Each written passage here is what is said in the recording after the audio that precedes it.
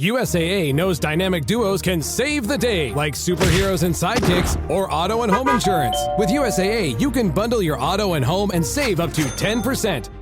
Learn more and get a quote at USAA.com/bundle. Restrictions apply. Wonderful. It's time for my favorite podcast, the Smugglers Galaxy Podcast.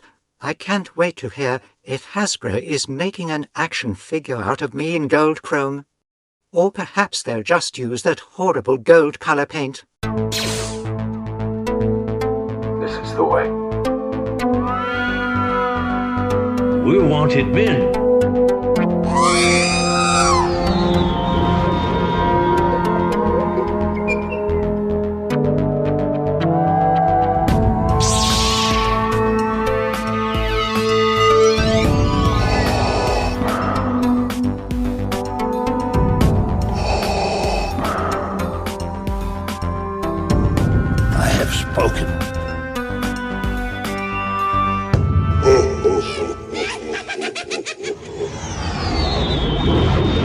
All right, we're going to hurry up and get this done. Welcome to episode 245 of the Smugglers Galaxy Podcast, your favorite Star Wars podcast for smugglers in the galaxy. As usual, Jason's having audio issues. So we're going to get it done. He's in. Here. He's locked in. Jason, how are you this morning? I'm fine. It's just frustrating to get here. It's a great way to start the show, frustrated. Yes. Well, 9 times out of 10, we start the show frustrated. Yeah. Great.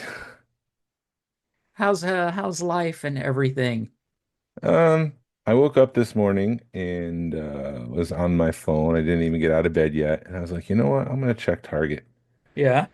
And I checked for the retro collection, and it said there was one available locally out in Carrollton, Georgia, which is like 45 minutes away on a good day. Right.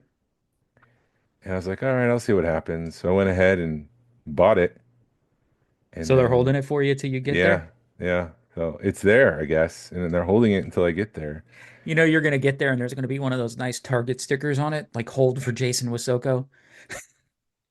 Better peel off, because I wish I had some back channel to understand what's going on with these retro collections, because now it seems like there's just one or two getting shipped to areas. So I know there's like ships off the coast that are not coming in because of all the tariff stuff and everything's on hold. So are there just cartons and boxes of this sitting offshore and only like one pallet came in or something, and they're just slowly giving one per area? Do you know? Yeah. No, that whole thing is very confusing, because why would you cancel everybody's order and then have it show up, trickle in? Yeah. Like they're doing it. For the same price that it was for the pre-order, which makes me think they couldn't fulfill the orders. Mm-hmm. And so they're just, throwing them out there. I mean, why wouldn't you be transparent about that? Negative press. Okay. Because what if a ship lost the cartons at sea? Yeah. I mean, that doesn't look good either. So I just think something weird's going on. And I had planned on opening these to the point where you can actually see the cards and the figures on the card back, but I'm just going to hold it until they become more widely released, because maybe, things did get thrown off board and they need to do another run, and these are suddenly like the rare first run of these figures. Yeah. And in 20 years, they're worth $10,000 now. In 20 years, how much you pay for them? $70. They will be worth $80. $60. $60. Oh yeah, they'll be worth less than you paid for them. No, I paid $60 for them. Okay, well then they'll be worth $70. I can live with that. That's what's horrible about modern collecting, is you hold on to stuff and it's not worth what you paid for it. I mean, right now I'm kind of discovering that with vintage collecting, that stuff's nothing's selling right now. I'm not sure what's going on. I don't know if people are holding on to their money or they're just not excited. And I mean, you're putting decent prices. I mean, I'm trying to sell stuff for what I have in them, and I'm still not able to sell them. And this is like, it's not COVID pricing, but it's not, I don't think it's that bad. I bought them like towards the end of COVID or after COVID. So or before, actually maybe before, even before COVID, before all that stuff hit. And I mean, I've sold stuff I've been trying to sell stuff at prices that have been, within $50 of where it's been, and people just are not biting right Yeah. now. And I don't Yeah. know it's frustrating as you're trying to, and maybe it's because there's a lot of inventory right now. I just don't have an answer. Yeah, it's the economy. Yeah. Everyone's on edge, so everyone's holding to Yeah. figure out how this is going to land. Right. Because they don't want to spend, I assume people don't want to spend hundreds of dollars in action figures and then find out, oh wait, I need to pay gas bills. Right. No, and it's understandable. That's my guess. Right.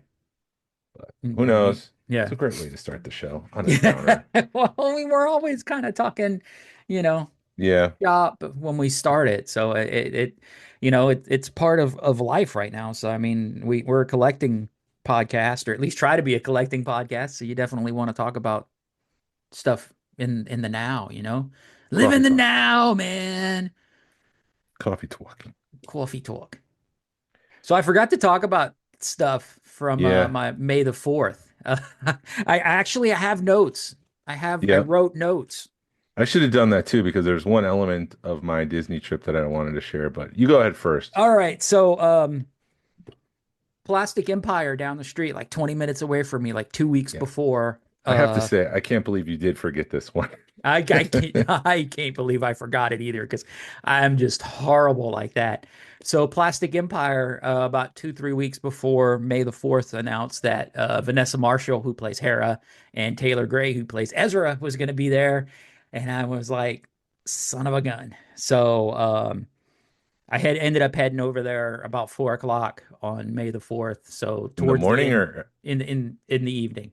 how long were they there for? They were down till 5.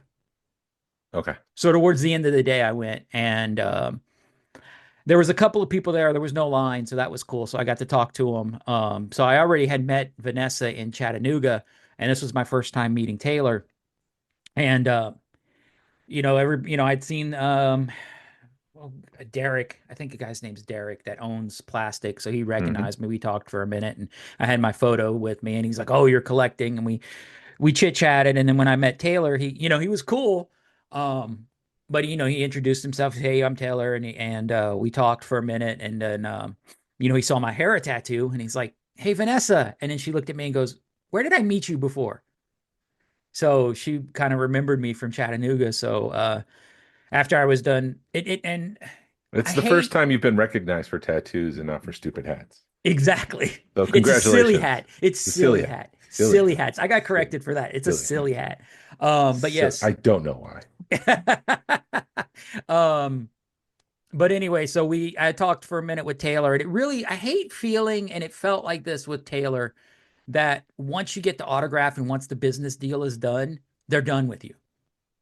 Does that make sense? Like there's Yes. no way, there's no, The transaction's over. I'm on to the next transaction. and there was nobody behind me. So it's like, but there was other people, they had handlers with them. I think the shop gave them handlers, so they'd been spending time with them, and they were talking stuff, and he was talking to the owner of the shop, and it definitely felt the way with Taylor and it was disappointing, because I hate when I feel like that, where it's like, all right, the transaction's done. You gave me your money. I gave you your autograph. Bye. And Yeah. huh? That might be their way of putting some boundaries up for fans. Yeah. I don't But know. I don't know. Playing I devil's don't. advocate. Yeah. But then I went and talked to Vanessa for a minute, and she was kind of doing the same thing, but she'd always come back to me, because there was a lot of, not a lot of people, but 2 or 3 people she was holding a conversation with. Basically, she was holding court, and we talked about that. We just talked about stuff, and then she saw my photo, and she was like, "Well, did you meet Freddie when he was at Dragon Con?" And I'm like, "Yeah, she's like, Dragon Con's a lot, right?" I said, "Yeah." And then she proceeded to tell me the story about how she was flashed from an elevator, or she was not her personally, but she was in the Marriott where they've got the elevators that overlook the lobby. And she looked up, and there were 4 women flashing the whole lobby. Welcome to Dragon Con. That's Dragon Con. Yeah. So, and then she also said a story about how she walked out of her room, and there was a naked man passed out at her door. And it's like, yeah, Vanessa, that's Dragon Con. Welcome to Dragon Con. Good times. Yeah, so I don't know if she was there as a guest or just went there. But yeah, that was kind of cool. And then it got to be about 5 o'clock, and I was kind of hanging out a little bit. Then you realize that you're the old creepy guy just hanging out at the autograph session. So I just kind of left. Good thing. Yeah, because I didn't want. I was like, oh, I'm being that guy. Yeah. Well, good on you to have some self-awareness. So Yeah, I'm trying to get some self-awareness going. That's something people are missing these days. Yeah. So, but I mean, it wasn't that I was being creepy or anything. I looked at the store. I talked to, there was another lady there that makes pins. So we had talked to her for a minute. And she does I don't know if you've seen the Grogu pins that she does a Grogu with a bunch of different paint apps. So she'll do like a Mandalorian Grogu or a Darth Maul Grogu or Thrawn Grogu. Maybe I have. I don't know. If you'd see him, you'd be like, her. She was there, and we talked for a minute. So it was kind of cool, hearing shop and talking shop with Vanessa for a little bit. But yeah, I was kind of disappointed with Taylor, but it is what it is. You can't They're beat, not all winners. Yeah, you can't win them all. And then she did, when I talked to her about Freddie, I was like, yeah, I heard Freddie. She goes, isn't as nice as I am. I said, yeah. She goes, because she's really into the culture, or the fan culture and fan service, I guess. So she's always like giving hugs and talking to you, and she wants to make it an experience where I think him is just like sign the autograph and go. Yeah. But anyway, and then we also our buddy Jordan, Mandy, and I went to Reformation. We for May the 4th, they had trivia. And he was smart, and we went to the one in Canton because the one in Woodstock's always packed. Yeah. So there was only normally Woodstock will get like 30 or 40. I think he was saying 50 or 60 teams were playing when we went. The trivia was just crazy. So we went up to Canton, and there was only like 10 or 15 teams. And we actually, towards the end of it, here's what I don't like about trivia is you can be winning, and then they give you the final question and you lose. Which is what happened to us. Yeah, that's part of the game. Right. It was frustrating, but so we came in third, but the second place team were employees, so they gave us second place. Oh, okay. But it was fun. I mean, we had a good time there, and it was fun hanging out, but we needed you. We needed our ringer. Because there was like the bonus question was the composers, which you know off the top of your head. Yes. And the other question that we got wrong was Wookiees have 150 words or ways to describe this word.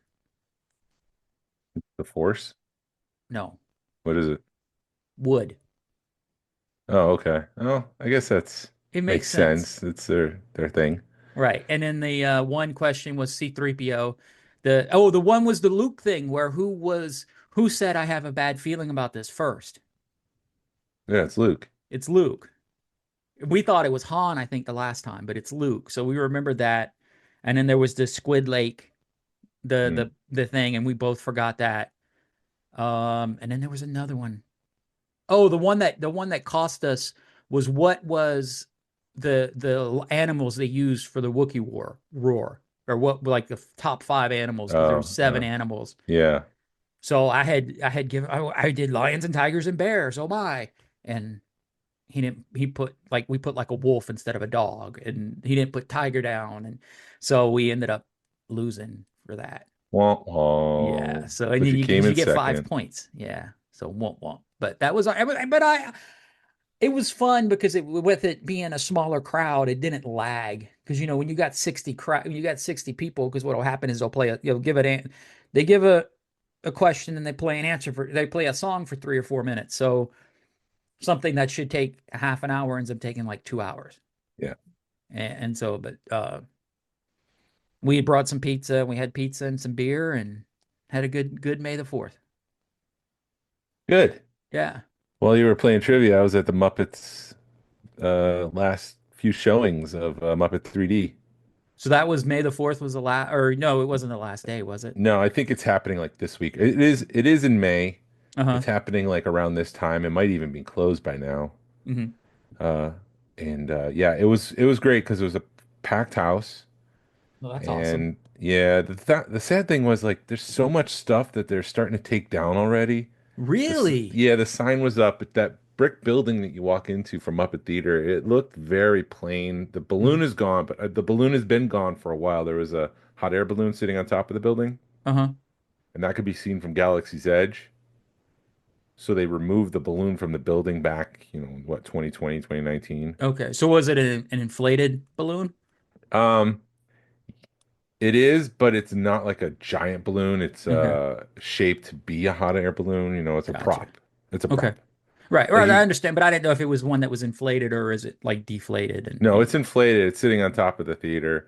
Mhm. And then I seem to remember there was other stuff on top, and they started removing stuff from the fountain. So it's starting to feel closing time, if you know what I Okay. mean. And it was a packed house. Closing time. Yep. One last call for Gonzo. So Well, I had heard on I'm it's sad, but it make it there now that you're watching and you're seeing that they're doing that stuff with everything going on in Disney. I had heard a rumor that really pay attention to Muppets Courtyard because if they announce that they're delaying closing it, that could lead to Monsters Inc. being delayed or scrapped, um, just because of money and tariffs and everything. yeah, I don't know.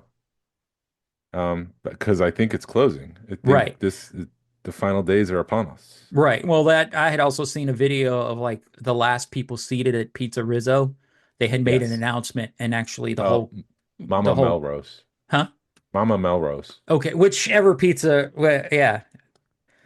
And It's a separate restaurant. Sorry. okay. Sorry, it's a separate restaurant. There's Pizza Rizzo, and then there's Mama Melrose. One to the same kitchen, but one's a fast service, quick service, and one's a sit down. Exactly. Exactly. But But when the last party was set, they basically made a big announcement and everybody applauded and they made a big stink about it. yeah, So at least with the sign, all signs are pointing that they are not it's stopping happening. construction Yeah, of Monsters Inc. it's happening. But to finish up, it was a packed.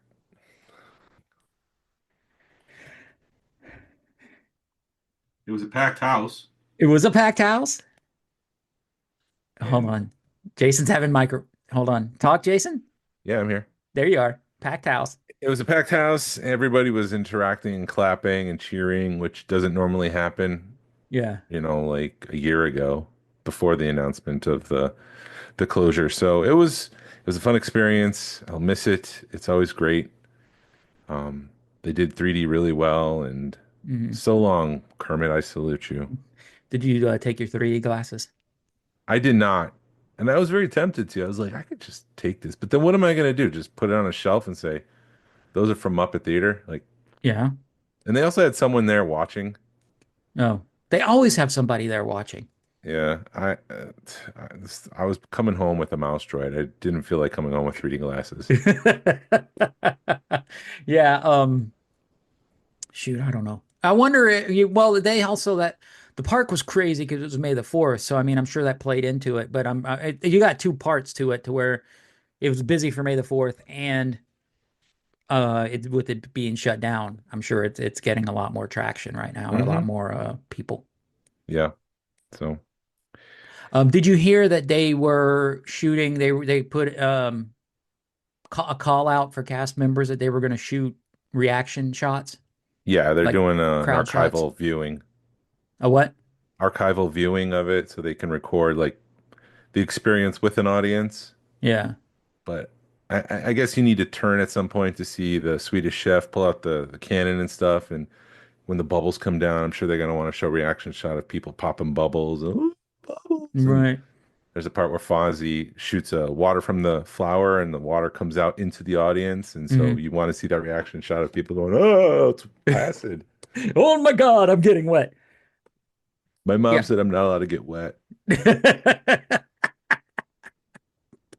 Um, yeah.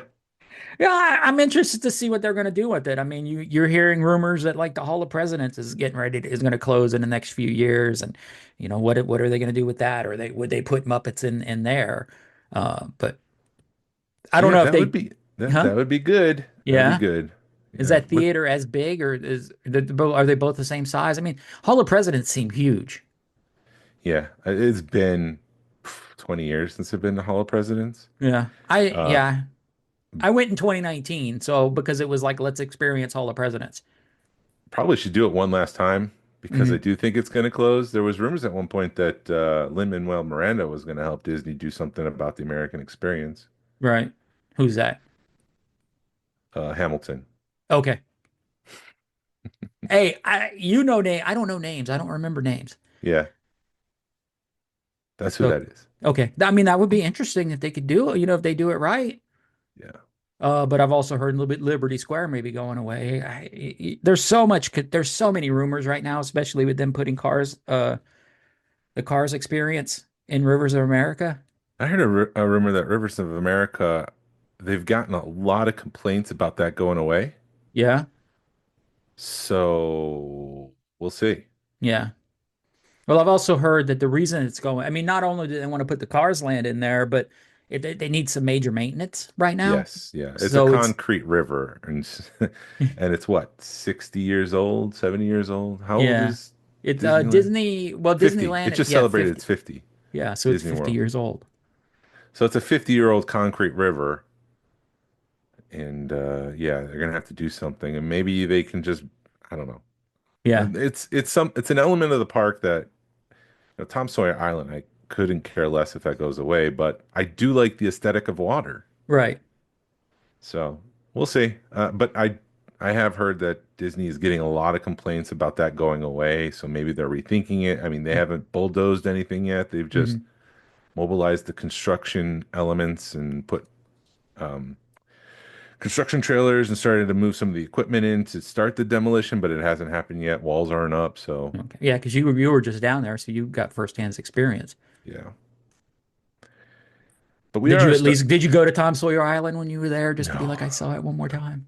no. I went there not too long ago and just was like, I want to get off of here. I don't like the fact that I have to wait for like it would be great if there was a bridge that just took me there and I can come back. Hmm. But the fact that I have to wait for a raft to come pick me up, this is a waste of my time. I didn't Yeah, spend all this money to go on an island that has nothing but a fort for 7-year-olds. right. I remember I went in the 80s. This was my first time at Disney. So I was a kid and I remember getting on that raft and it had started raining and everybody was freaking out because it was raining and like the lady had trouble. My memory of it sucks, but I just remember it raining and the whoever was driving, the skipper had issues docking it. So it like hit the dock really hard Hmm. because people were freaking out and because it was raining. But yeah, that's the only thing. And then I also remember there was like a rock that was on a stick, a hollow rock on a stick, so it moved. And I was like, "Ooh, look, a rock's moving," which, you know, I thought was kind of cool. But as Speaking a about memory yeah, lane, do you yes. remember do you remember when we were a Star Wars podcast? What? No way. Yeah, we used to be. We used to be, but we're getting back to Star Wars. I think people, I don't know, you can't. That It's was hard to a be 100% Star Wars podcast. that was a pivot. I was trying to transition back into it. But Yeah, what do you want to talk Star Wars about? did you well, you've got to stop in a few minutes. So did you pick anything up this week? I did not. Oh. Did you? I just got sexy Obi-Wan from the end of the Kenobi show Ooh. when he Does he goes, have like his chest hair "Hello there." showing? No. He's in the white tunic with like the dark brown overcoat and that's the part where he goes, "Hello there" to Luke Skywalker. Oh, okay. He's in what 30 seconds of the show. Right. So I got that for the vintage collection. Cool. Yeah, I haven't picked anything up. I'm still trying to move some stuff, and it is just like I said, not going good. I've got something on payment that I owe maybe like $100 more on. So that should be hopefully once I sell a couple of more things, that'll be coming my way. I believe I'm going out to Norman, Oklahoma soon. What's in Norman, Oklahoma? A Glowforge? Oh, okay. So what Did what you is hear about this? you had said something in a chat, Yeah. but what is So a Glowforge? Glowforge is a giant laser it's a cutting laser. Uh-huh. My laser is an etching laser, so I tried to make the Galoob logo, and it was struggling to get through that plastic because the acrylic, because it's not a cutting laser. Uh-huh.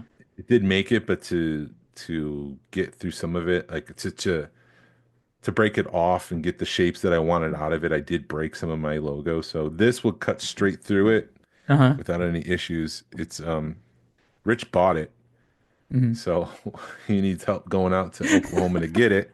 And then he needs a place to put it. Oh, so you just happen to have places behind you to put it. No, it's going in the garage. I got to Oh. clean out the garage some more. I want to make like a workshop area where I can, 3D print, maybe get a resin printer, and now I've Hmm. got this glow forge. So, but Just but the yeah. implication is that I could do a lot with it. And like, those signs that glow, it's acrylic and then they etch something on it and then Uh-huh. like the etching is glowing. Oh yeah, yeah. I'd love to do that with like the Rogue Fun logo. That would be cool. And so when you walk into the place, there's this acrylic sign that says Rogue Fun 2, Fun and Villainy and stuff like that. So there's a lot of applications that you can do with it. So I'm very excited about it, but it's not mine, it's Rich's. Right. But you're like, "Oh no, you need somewhere to store it." I It's in am my so house. It's Oh, permanently positioned there. no. That means I get to use it. Oh no. I'm Yeah, so upset. exactly. Exactly. So, but I'm just excited because it's going to open up a whole new world of possibilities for Rogue Fun. And Yeah, that's cool. Yeah, no, I am so looking forward to. I mean, I know we're starting the planet, but when it gets a little bit closer and stuff, I mean, you're doing a lot of the background work, and then I do a lot of I'm more hands-on when the yeah, event's happening. So, yeah, just I'm looking forward to that.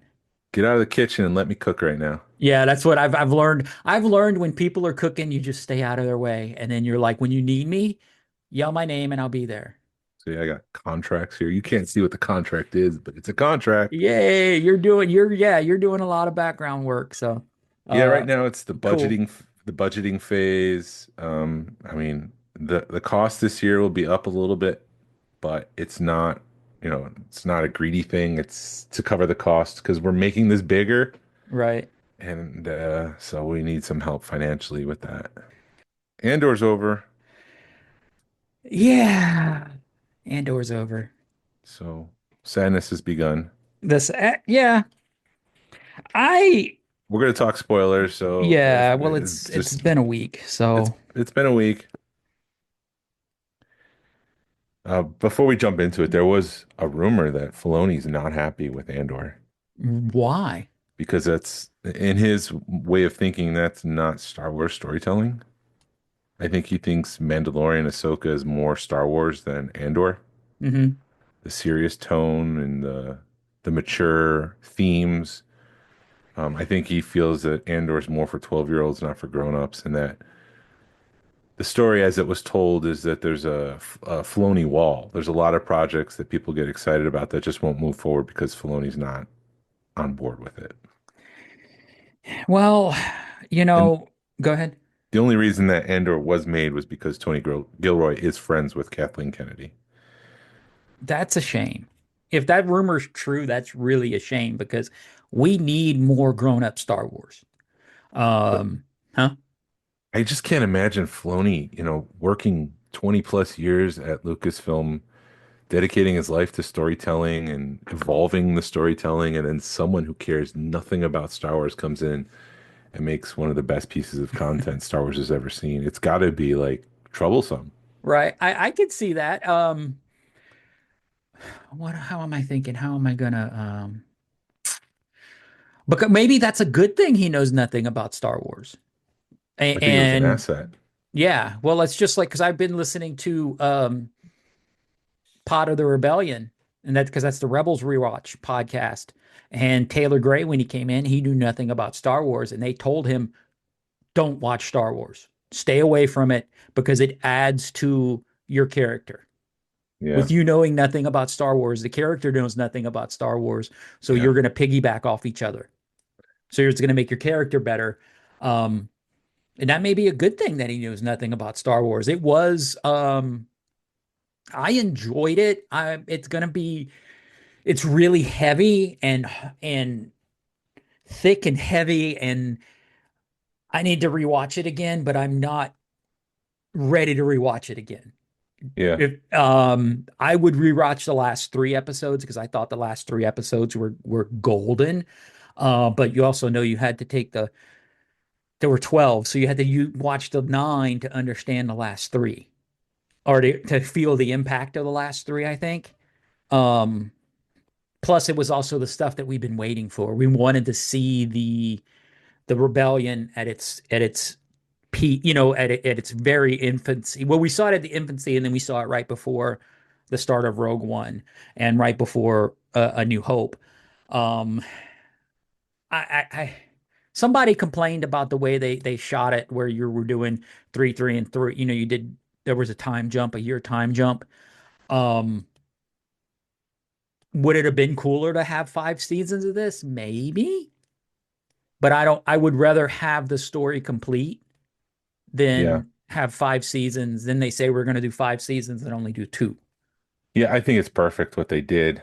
Mm-hmm. I think 5 seasons might have been too much because of Right. its heavy nature, and I think what they did and how time progressed, and I thought it was perfect. Yeah. I did like the first time you're watching it, and you go through everything, and then all of a sudden you see BBY 4.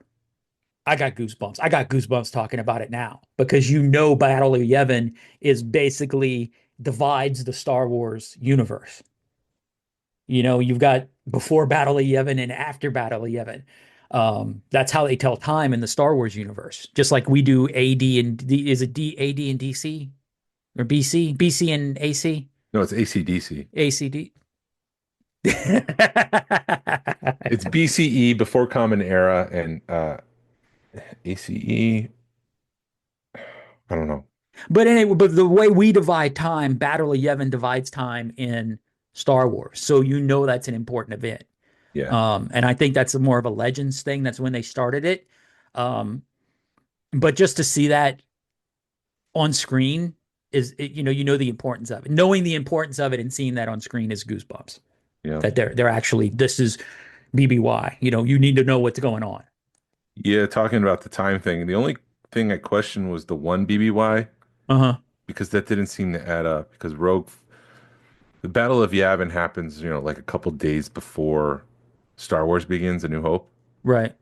because there's not a lot of time that goes between when the droids crash to the droids end up on the Death Star, the droids end up on Yavin, and the Death Star's there to blow up Yavin. Like that's all a couple days. Mm-hmm. And then Rogue One is, just a couple days itself. I don't think there's months in between when Rogue One starts and when New Hope ends. I think it's maybe a 2 week gap at most. Yeah.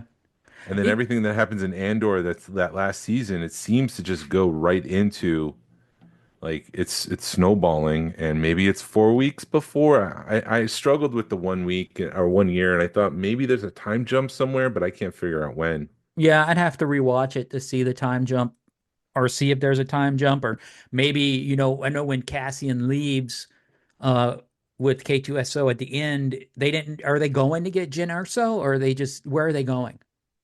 They are going to Kafrene, which is where we first see them on Rogue One, where he kills that guy and he gets the information that there's a defected pilot who's going to Saw Gerrera, who originated from Galen Erso. It's like the start when you first see Cassian in Rogue Mhm. One. Right. That's That's where where he's they're going. heading. Okay. Then the one BBY doesn't really make sense because it does seem like when you're in the time jump happens in between the three episodes, and then the three Yeah. episodes feel like they happen over a couple of days, if that. Um, I thought about doing like a episode breakdown for each part. So, there's part one, there's the first three, part two is the second three, part three and part four. But then it just didn't feel right. It felt Mhm. like it'd be a slog. Right. So I just wrote down all the characters, Okay. and we can just talk about them. And we'll go in from least importance to, I mean, how do you pick importance? But It's you really can't. no, I started with Perrin Fairtha, which is Mon Mothma's husband. Yeah. And so he seems like a character who is a scumbag. Yeah. who's Orthodox, who believes in the old ways of Chandrila, which is at odds with Mon Mothma because Hmm. she's more modern and more like you really don't have to be in an arranged marriage if you don't want to, sort of thing. Right. And the last shot we see him in is in a car drinking alcohol with the mother-in-law. Right. And that took me a minute. I didn't understand that shot. Yeah. Until later when you're looking at the spoilers or you're watching online and you see it. You see the explanation.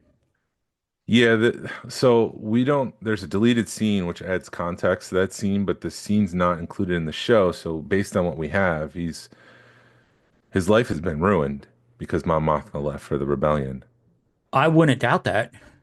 And so he's on a downward spiral, which, he's always seemed scumbaggy to Mon Mothma, so maybe this is his comeuppance.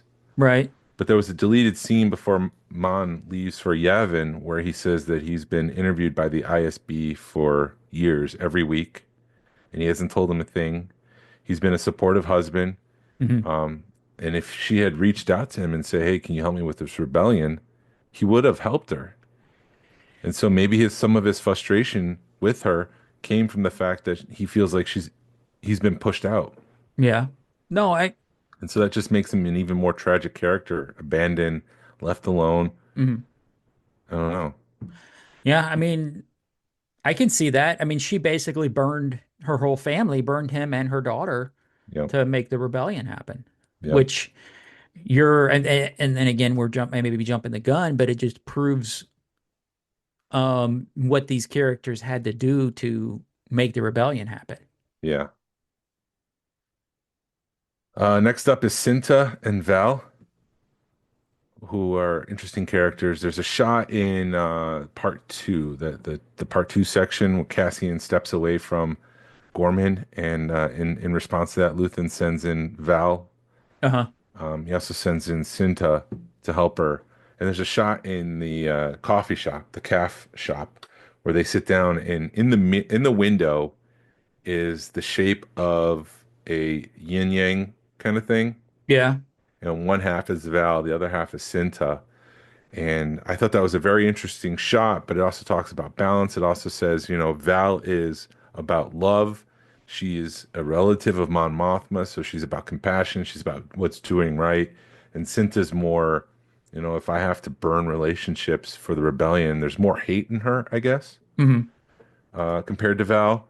They both want the same thing, but one's more compassionate, one wants to just burn things down. And I just thought that was an interesting shot. The whole big reveal in part one is that Cinta is Tay's driver. So, Yeah. so in part two, there's a reference that I had an accident a year ago, and I kind of took myself out of this whole fight to recover and get well. And Hmm. so the assumption that I made is that when she tried to kill Tay went down with a fight. Like he did not go down without a fight. He was a struggle to kill, and that shook Cinta up, which took her out of things for a while. And Mm. but in the end, she obviously Cinta dies because of the whole insurrection thing that happened on Gorman. Right. And yeah, I thought it was interesting the guy that ended up inadvertently shooting, even though it wasn't on purpose, he ends up joining the rebellion toward, they made a point of showing him. Yep. I'm trying to come up with find a cast list. That's why I'm looking at my computer so I can see who Oh, you're talking about because I suck oh. at names. Well, the next one is Brasso, Which was the guy, the the guy who, friend. yeah, the friend who dies in the first part of the show. Hmm. He's obviously on Ferrix. He's always had Cassian's back. He was always there for them.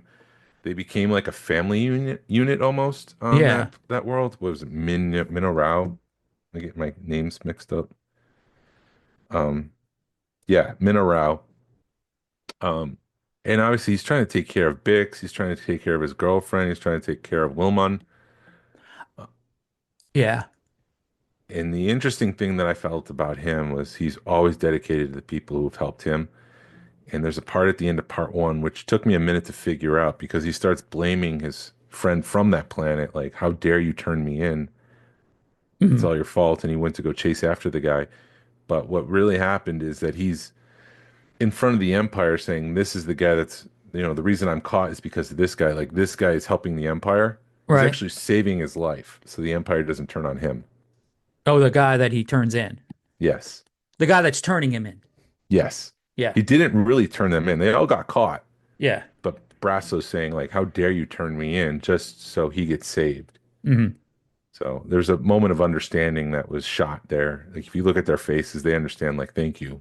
I appreciate this. I know what you're doing. Hmm. Unfortunately, stormtroopers finally hit their target. Yeah. As Brasso makes make his escape. Yeah. There's one shot where a stormtrooper just is slowly walking towards the camera and he pulls up his gun, but you don't see him shoot. But that's the one that they implicate, or implicate. He's the one that shot Brasso. Gotcha. No thoughts? I don't know what I was thinking. I was going to say something, but keep going. Major Partagaz was an interesting. He's the head of the ISB. Oh, the old guy Yes, with the hair. yes, he's a very I like the ISB. It's like the FBI, but it's almost like they put a bunch of Sherlocks in the FBI. Mm. These guys have so much promise for the Empire, but in the end, it's their arrogance and their humanity that brings them down. They're not Right. machines. So Major Partagas understands that Dedra could be a asset to the Empire. Her way of thinking can be beneficial to what they need to do on Gorman, which is to create an insurgency, make it look like it's really, really bad or worse than it is, and then build that up for the galaxy. So the galaxy is like, oh, what's going on, Gorman? That's horrible. Those people are just. Why can't they just play along with the Empire? Yeah. And then there's an insurgent. So that's all Dedra's plan. Partagaz is playing those pieces. He's the one that tells, he's the one that directs Dedra to go ahead with the operation Hmm. on Gorman. But it's the last part that's really interesting about Partagaz with the whole Death Star thing. So he knows about the Death Star, but he seems to be in the circle, in the fold. Yeah. He understands the importance of Gorman because the mineral that they're doing. At one point, Krennic says, "We've tried synthetic, we've tried faking it, artificial, we've tried growing this thing, and what we really need is the mineral inside of Gorman for the Death Star laser." And so that's something that Partagaz seems to know. But he's a very pragmatic man, Hmm. and in the end, he understands the implications of what he's done, his failures at the ISB, his inability to control.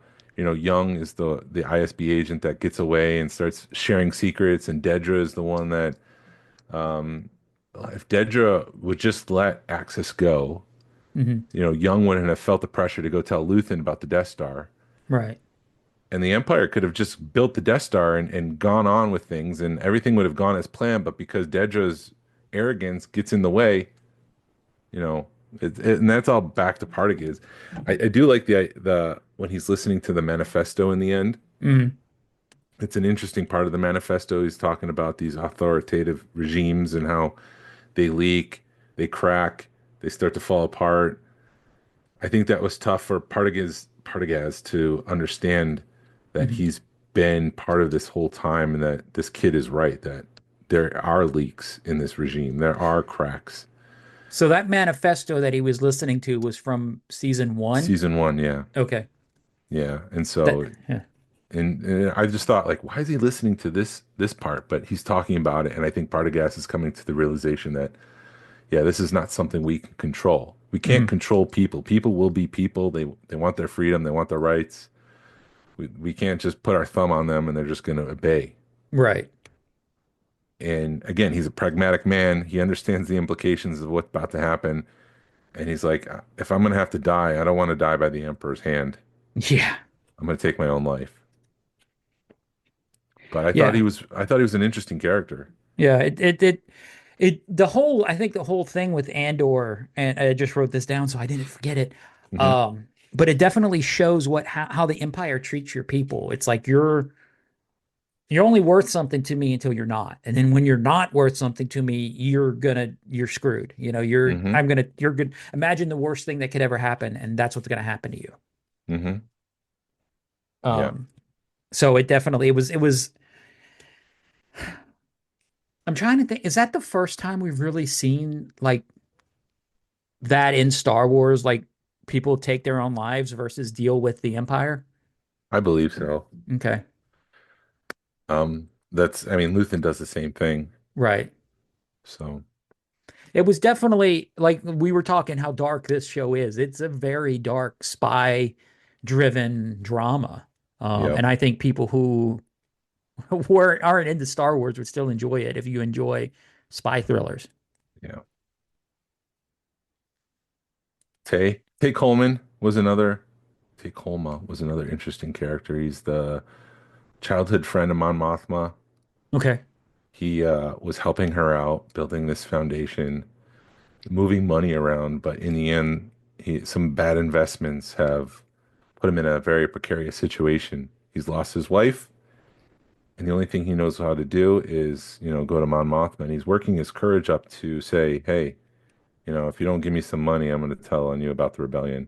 He Yeah. doesn't want to do that, but he makes the inference that that's what he's going to do, which shakes Mon Mothma, and she tells Luthen what's going on, and Luthen's like, I'll take care of it. Yeah. Well, he did. Yeah, he silenced him, Yeah. which is tragic. Saw Gerrera was another interesting character. For the most of the part of the show, he was just there. You're right. He's becoming a problem for the rebellion.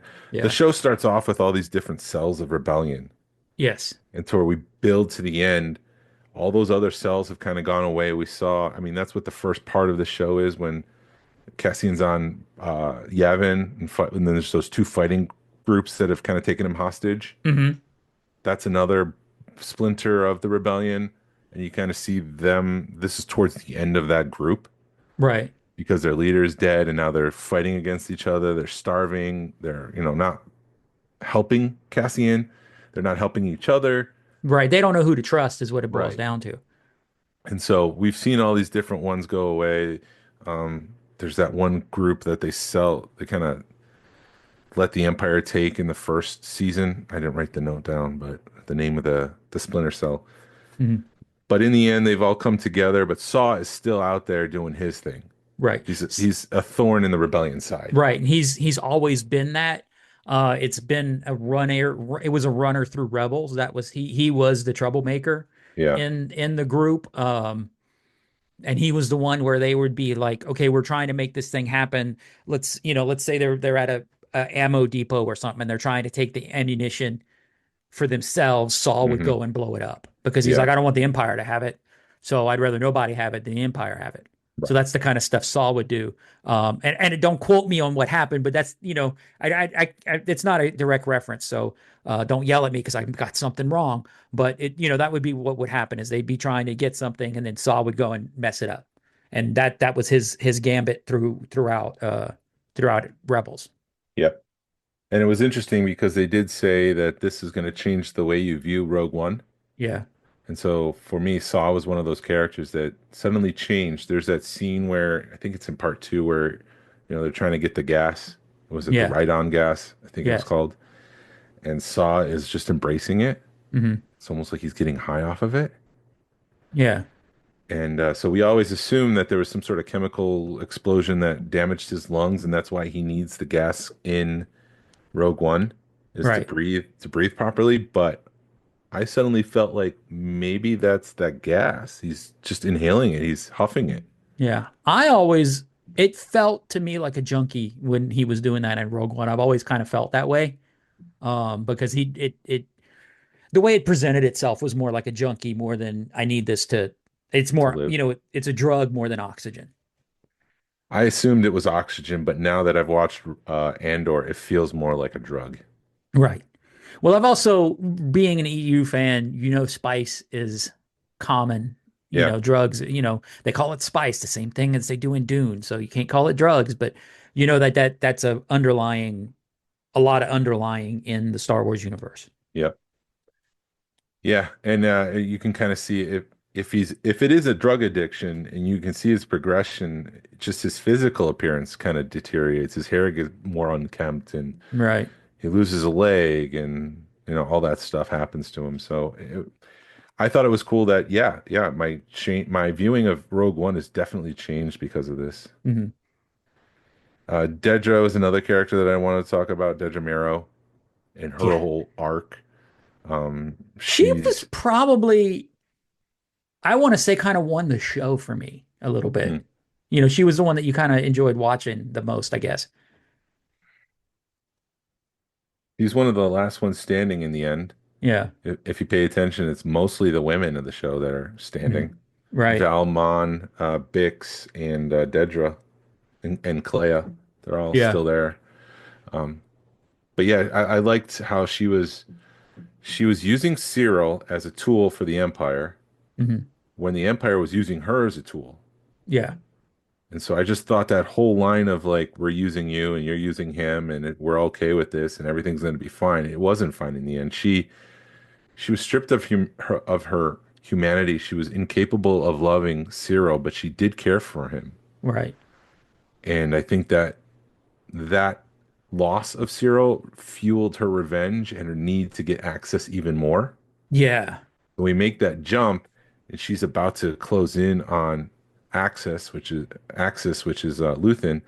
I think that's all fueled by that humanity, that Mhm. love that she had for Cyril. I think Right. she was even more dedicated to the cause because if she stopped and thought, because she was a very pragmatic thinker at the start of the show, if she stopped and thought things through, the Empire would have won. Right. Well, that's and then he also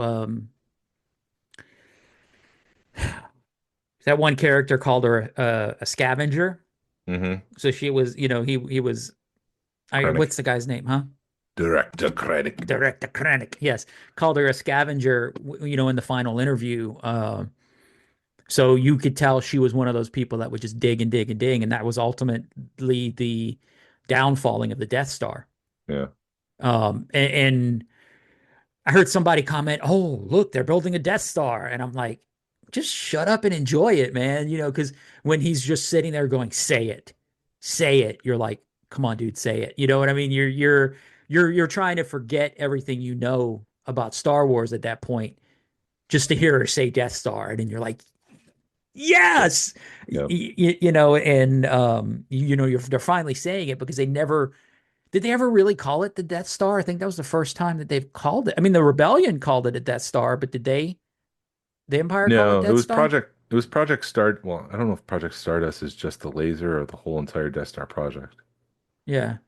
I think a lot of people need to get that. Everyone says like, why does it only take 20 years to build the first Death Star, but then it took 4 years to build the second one? Well, first of all, it didn't take 20 years to build the Death Star. It took that long to develop the laser in the Death Star. Yeah.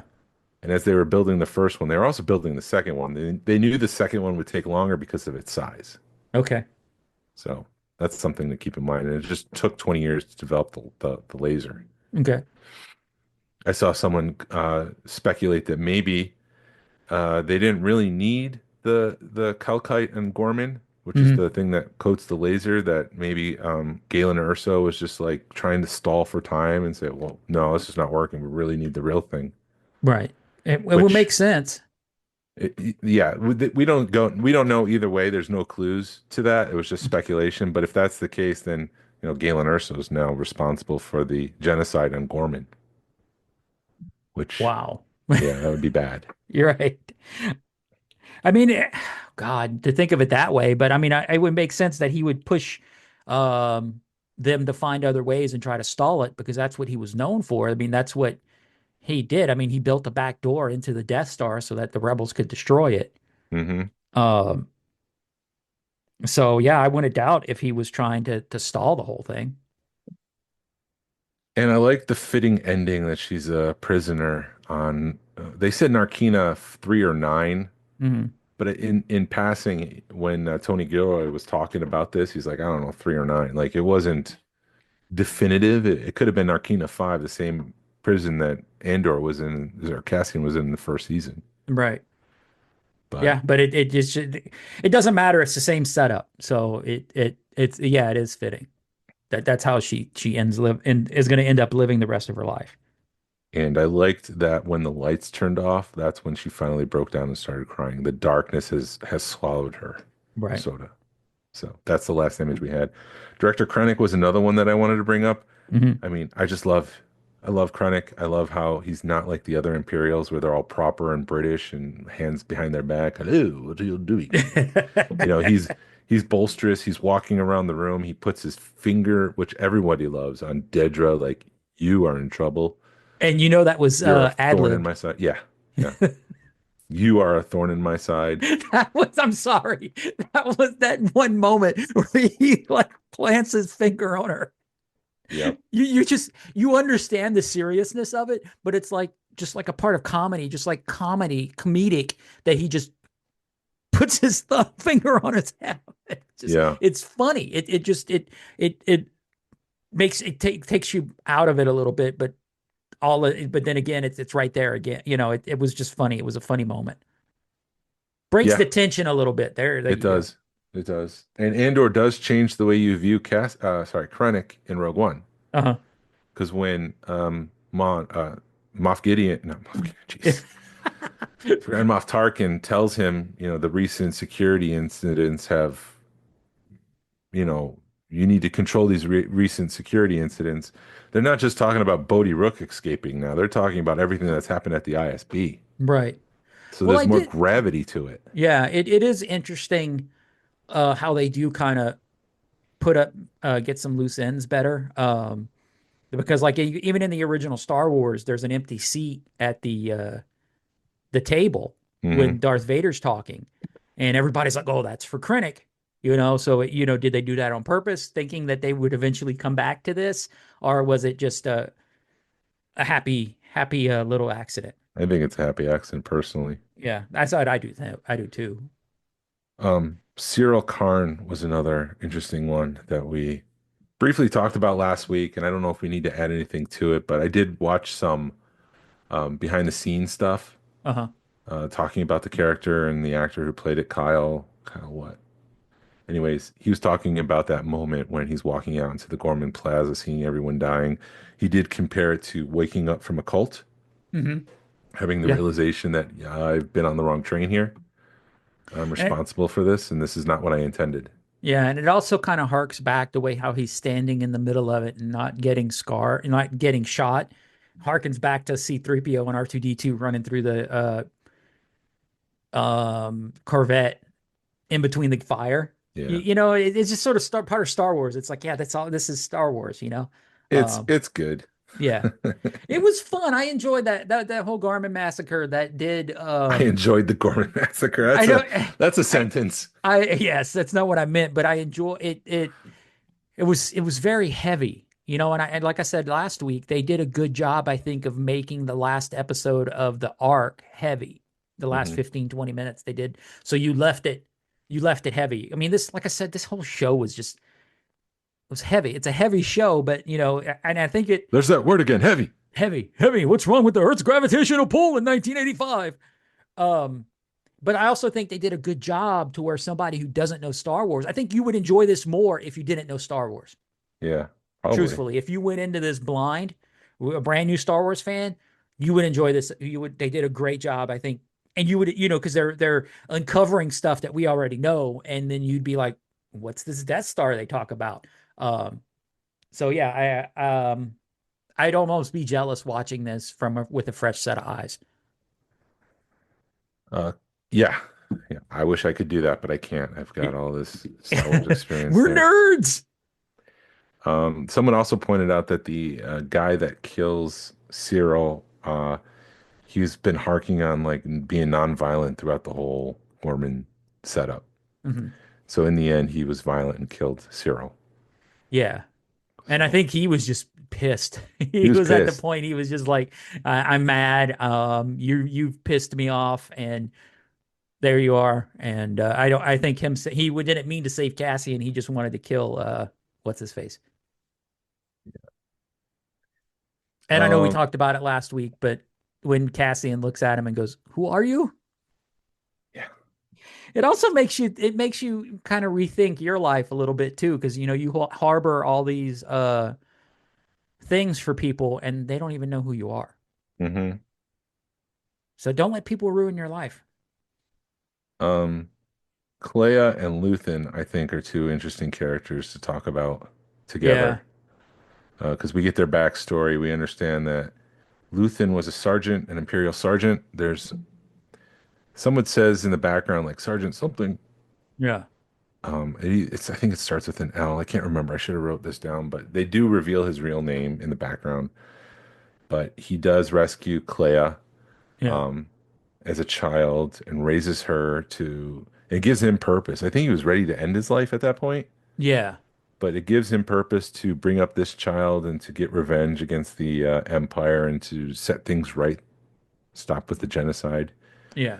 And so that's an interesting relationship. And um, I did hear the actors talk about how it may appear like a father-daughter relationship, but there's no love there.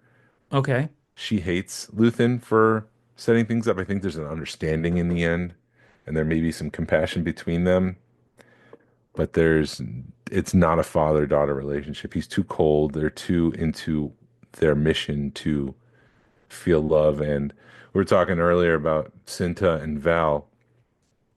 Luthen is filled with hate for the Empire, Hmm. and hate will only take you. I saw someone talking about this. Hate will only take you so far. Yeah. You need compassion, and that's why the handoff is important between Luthen and Mon. Yeah.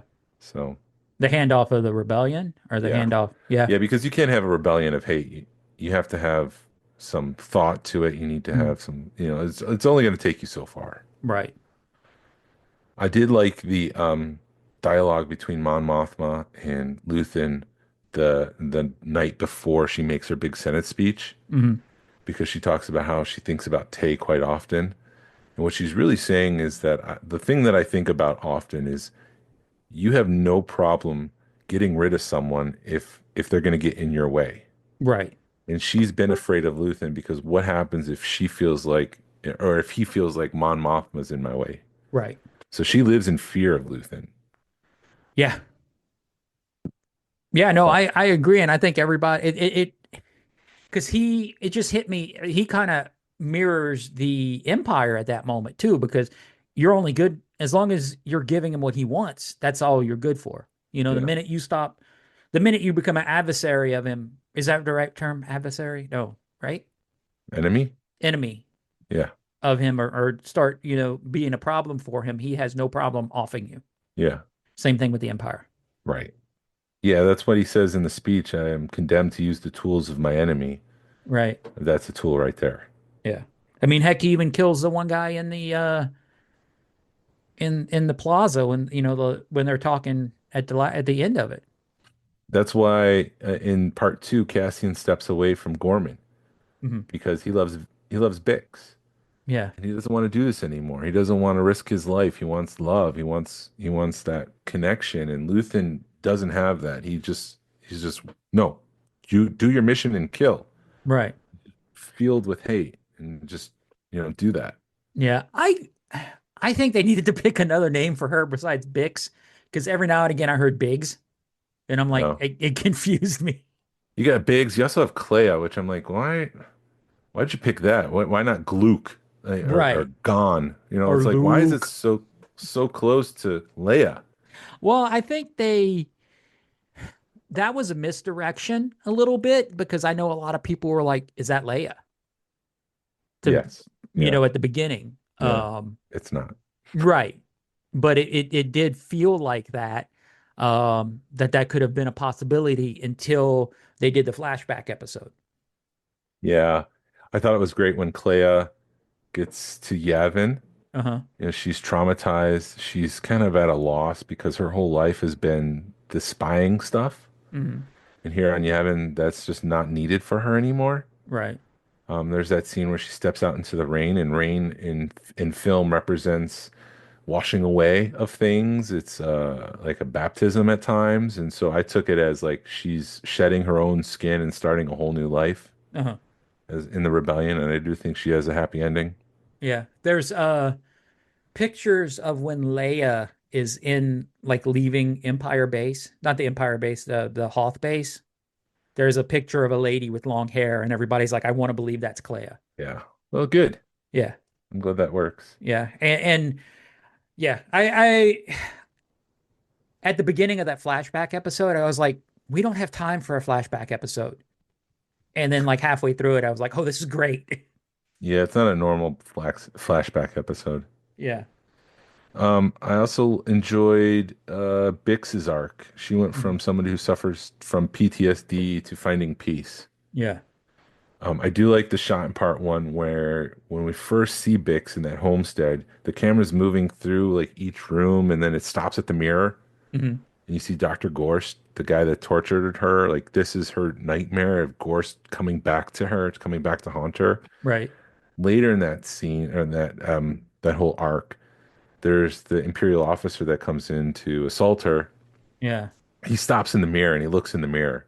Oh, wow. And it's really the only time it's like a hint towards the camera like this or to the audience like this guy's about to commit something just as atrocious as Dr. Gorst. Gotcha. Like the enemy is here. Right. So I thought that See, was interesting, but yeah, well, that's why I like talking this stuff because you look at it from a totally different perspective. So you're looking at the ins and outs and the nuances of film, or I'm yeah. just trying to enjoy it. I probably should have saved Bix for last, but we got to talk about the last shot of the show Yeah.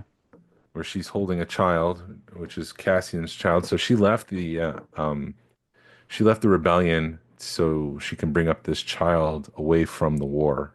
Hmm. She's smiling.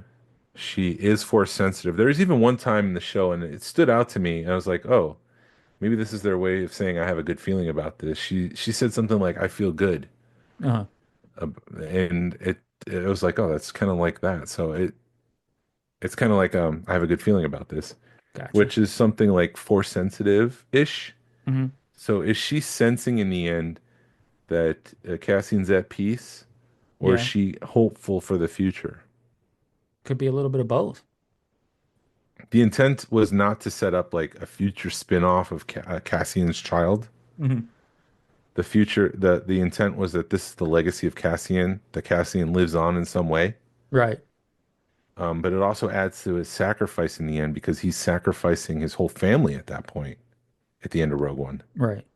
I mean, everybody did everybody in that did that, the Scarif run sacrificed everything. Yeah. But it also distinctly says, or definitively says that Cassian and Jyn are not in a relationship. There's no connection there other than platonic. Right. And it is, yeah, because it is, and when you know you're facing your end of your life, you just need a hug. I mean, I hate saying it's not like or you need that human touch, and you both know what's going on, that, we're here for each other in this moment because we know we're this is it. Yeah. So it ends on hope in that respect Right. because, he's got a family that'll Yeah. live on, and his sacrifice will protect that. He protected his family from the future of Imperial rule. Right. Mon Mothma and Cassian are the last two characters to talk about, and then we can wrap up the show because I got to Yeah. go get my action figures. Yes, I need to go get my action figures. But Mon Mothma was a pretty incredible character. I never would have thought in a million years that the Mon Mothma show would be so compelling. That Right. woman that makes a 2-second appearance in Return of the Jedi is pretty important, and I think it was true to the character. I Yeah. mean, every time Cassian killed someone to save her, she was horrified. Yes. That So was some of. but when she comes out and says many Bothans died to bring us this information, and she looks so sad, Mhm. she understands the sacrifice. She's seen so many people sacrifice things. She's getting tired of people sacrificing in her name or in the name of the rebellion. Right. She wants the fighting to end, and it's fitting for her character. Right. And that's the one line I think that many Bothans died. But you kind of, you need to fix that or something. I don't understand it, but maybe Bothans did die. Yes, they did. Bothan spies went out to find information about the second Death Star. The second Death Star? Yeah, Okay. the second Death Star was in secret until then too. Gotcha. Until Empire. Or Until until Return. yeah, until Return of the Jedi. So when that line's from Return of the Jedi, not A New Hope. correct. Okay. Then that fix. Okay. Never mind then. Because you Correct. all in your brain, in my head canon, that was in A New Hope, not Return. No, it's Return of the Jedi. Okay. Well, then there we go. That fixes a lot of things then. But I do like the grace that she was given, Mhm. her strength, her compassion. Right. I like that she was the counterpoint to Luthen, who was more, get down and dirty, do the dirty stuff, Hmm. win no matter the cost. I mean, she tried diplomacy for the longest time. Right. She tried to change the way people thought. Yeah. That and, you know, and it also the scene at the wedding when she is finally letting loose, and going white girl crazy. Um, I think that's her realizing that this is the last time she's going to be able to have a good time. No, You don't think so? I think you misread that scene. Well, then talk to me. How did I misread it? Yeah, I totally. Well, Sorry, you're. sorry. Yeah, no, I talk to hate me I because hate it, to it do it, it but no, feels she like she was just releases and it's like, no, that was a very sad scene. She's lamenting about how her mother got drunk oh at yes, her wedding. uh-huh, And she tells us, like, I don't want to do this to you. You don't have to do this. You don't have to get married. Um, right, but she does it anyway. And then she learns that Tay is going to get killed. And I think it's all just chaos. And she just doesn't want to feel the pain anymore. okay, And so she just starts downing drinks gotcha, in a sad way of like, I just need to unplug. I need to not feel anything right now because my life is in shambles. I feel horrible. okay, And that music just adds to the chaos. okay, And it like the look on her face is just like I don't want to do this. This is sad. I don't want to be here. People are dancing and being jovial, and she is just down in the dumps and getting drunk. Which is interesting because again, she didn't want to get drunk because she lamented the fact that her mother got drunk at her wedding, and now she's getting drunk at the wedding, but not because she's enjoying herself, but because she just wants to not feel the pain. okay, That makes sense? yes. Well, that's how you. That's a different. Yeah, that's why you're the English That's a horse major. of a different color. Exactly. No, but it makes a lot more sense. I knew there So had to be something more to it, and I just you don't, you know. no, she's not partying. She's feeling the pain of losing a child, losing her child friend or her childhood friend who Mhm. probably was the person she wanted to marry. They had arranged marriages, and Right. so she was forced to marry Perrin. But I think if she had a choice, she would have married Tay, Okay. if that makes sense. And Yeah, no, you did they're kind of, forced to be friends. right. You do kind of feel that. It's a lot lower level. It's not as deep, but yes, you do feel it. So when Or they he don't di make as big a deal about it, but yeah. okay. Yeah, so when he dies, it's almost like her heart is dying, Yeah, which is part of the reason why she gets trashed. gotcha. And you also realize that she sold her daughter off for the rebellion. Yeah. Um, we got to talk about Cassian, but Melshi is a character that obviously has an important part in the part four with the whole saving Clea scene and K2 chasing everyone down the hallway. So good. When you watch Rogue One, Melshi was just one of the characters Uh-huh. originally, but now he comes out to the forefront and he's one of the leaders on the ground. Yeah. And it's like, oh, there's Melshi. He's doing his thing. Like that character has got more depth now. We understand his backstory on Narkina 5. We've seen him help Cassian save Clea. And so it's like, oh, there he is again. Like he's now more of a main character than he Mhm. used to be. Right. And at the end of the third arc, when they showed him, I'm like, who is that guy? And you don't I didn't recognize him, but then later on, you recognize him. Yeah. Or you realize, the way that they presented him or introduced him, you realize that he was important. You just didn't realize how important. Yeah. For Cassian, I mean, what's there to say? I will say when I watched Rogue One, he came forward as the main character, Mhm. which is weird because Jin has always been the main character, and my brain is kind of like, wait a minute. I know Cassian's whole life story. So when he says, I've been in this fight since I was 6 years old, that's when he was taken from his sister. Yeah. I thought it was heartbreaking that he never found his sister. Right. She probably died a long time ago. He was Yeah. probably chasing ghosts. The whole purpose was to set up that he is a good person and that he's trying to take care of people. Mhm. And so that was the whole reason why he's still chasing after his sister, but he's still haunted because he had that dream right before he leaves for Kafrene where he sees his sister just sitting there. Mhm. And it's the ghost that he's kind of left in his past. What did it happen in Andor or Rogue One? What? The dream. I'm That dream sorry. no, that's that happens in Andor. That's like right K2 wakes him up and says waking humans is always weird. Oh yeah. And then he goes suits up and then he goes to Kafrene, Gotcha. which is where Rogue One starts. Gotcha. But Yeah, yeah, he no. sees the sister in his Yeah. dream. Okay. Yeah. No,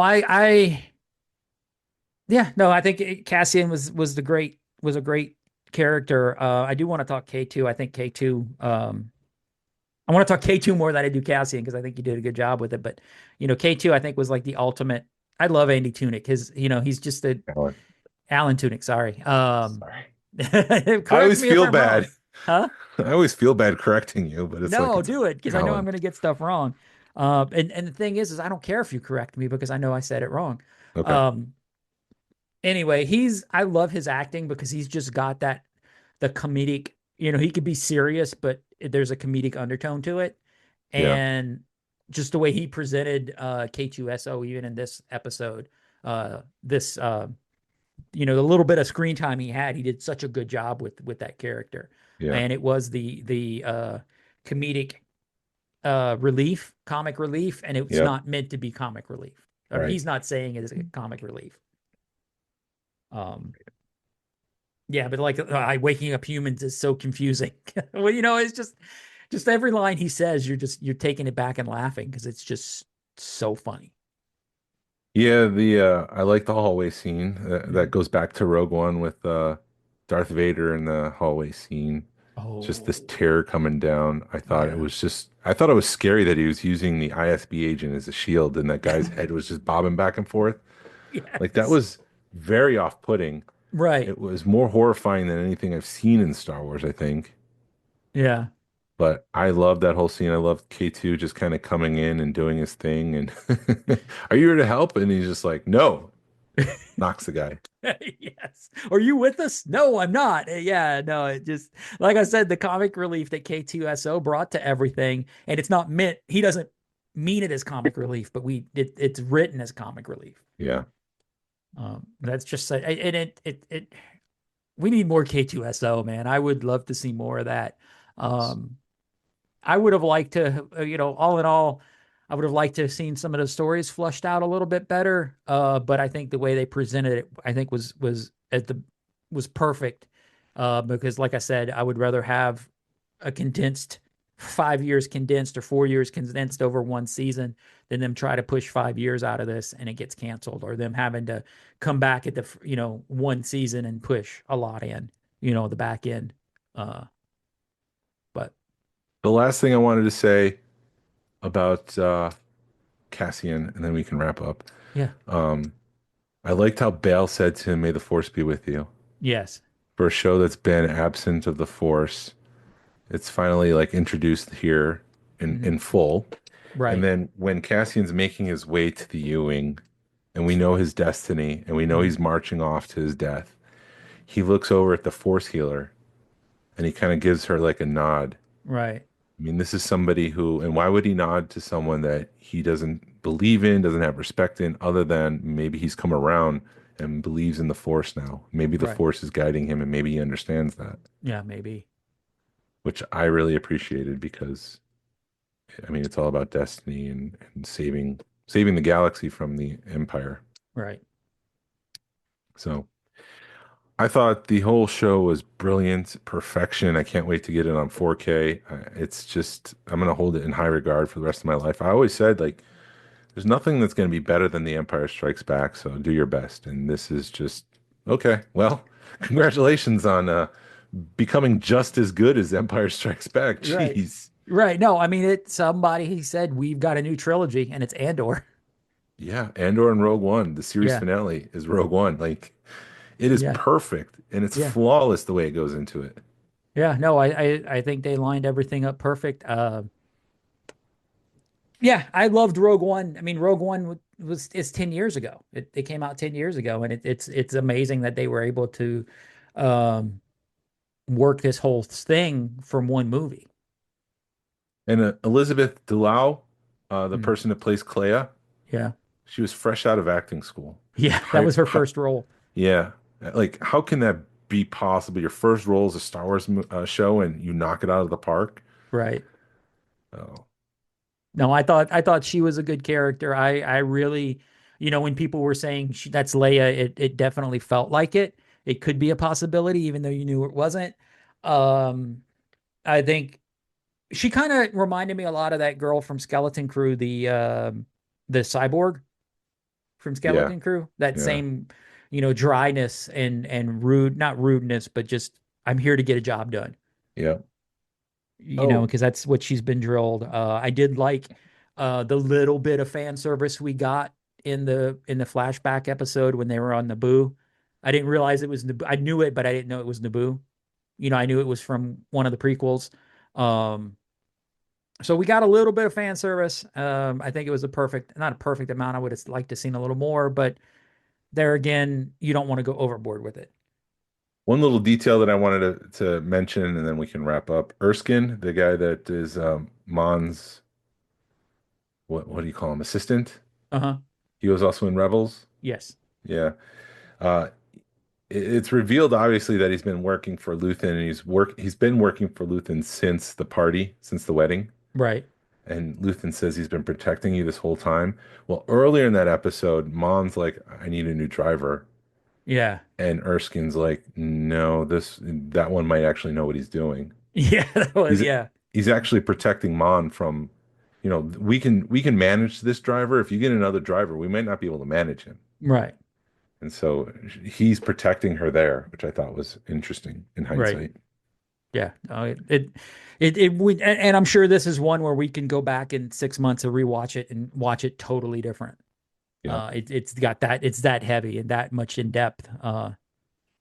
So I mean, yeah, I'm looking forward to, let me unpack it a little bit more, and I can see me rewatching it, in a few months. Well, the drought now begins for Star Wars content. We get nothing until Mandalorian Grogu, but there is something that'll happen on May 2nd of 2026. Really? What is that, Jason? Get Tell ready me. for another celebration of all things Star Wars. The Georgia Alliance of Star Wars Collectors invites you to join us for an unforgettable 4-day event called Rogue Fun 2 Fun and Villainy from Thursday, April 30th through Sunday, May 3rd, 2026. While we'll still feature insightful panels, collection tours, and exciting swag, our primary focus is on bringing together friends, old and new, from across the country and the world. Think of it as a Star Wars themed reunion where the joy of camaraderie takes center stage. Come for the convention, stay for the friendship. We serve. Dang it. Well, it's a microphone issue. It's not a wire issue. Right. Come for the convention, stay for the friendship. We serve your kind here. Tickets will go on sale April 1st, 2025. Hotel link will be shared at the same time. Yes. I also want to say, George, I'm sorry. I got your name pills. I will get this out to you. I apologize. It's been busy. Yes. Thank you. Yeah, we've got a couple of emails. I mean, I sent them to you, but we need to read them. So the people that have sent us emails, I've got them. We've just been trying to cover Andor and other things, and we'll get to them. Yep. Thank you for listening to the Smugglers Galaxy Podcast. If you could, please leave a like and a 5-star review of the show anywhere you listen to your podcast. It really helps us out and points people to our show. Follow us on social media. You can find us on Facebook, Instagram, and YouTube. Send us an email or message us. We'd love feedback. We'd love to make you part of our show. Our email address is smugglersgalaxy@gmail.com. Thank you to Alfonso Riviera for the Smugglers Galaxy logo. And thank you to Levi Waterhouse for the music. People, collect for the love of it. Hashtag vote with your wallet. Pass on what you've learned. Be a positive force in the collecting community. Goodbye, Andor.